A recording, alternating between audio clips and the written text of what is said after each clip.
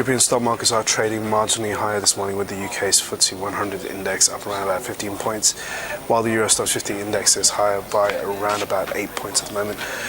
In the currency space, the dollar is firmer against its rivals. The yen is notably weaker, while in the peripheral bond market space, Italian, Spanish and Portuguese bond yields are tighter across the board. And in the commodity space, gold is doing pretty well, rebounding. It is up around about $17 at the moment. Good morning, I'm Ishaq Siddiqi and welcome to your daily market bite. I'm going to give you a quick idea of what's going on in financial markets today. So overnight we've had a mixed session out of Asia, and that's given us a bit of a mixed tone starting off this morning. Although we are opening higher, sentiment does remain underpinned by Fed tapering talk, if the Fed is going to taper in September, if they'll wait until December or maybe early 2014. So that's really the big market focus. But overnight we had a mixed session, as I said, and that was driven by two things. One, we had disappointing GDP figures out from Japan.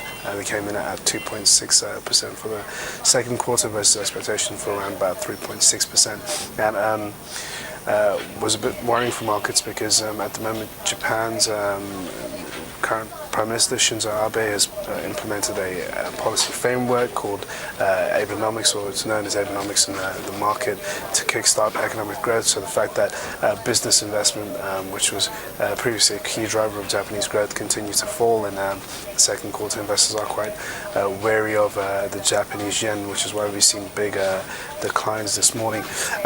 In other parts of Asia, however, we have had a bit more optimism, particularly around China, where Chinese stocks rose on the back of pretty positive economic data that came out last week.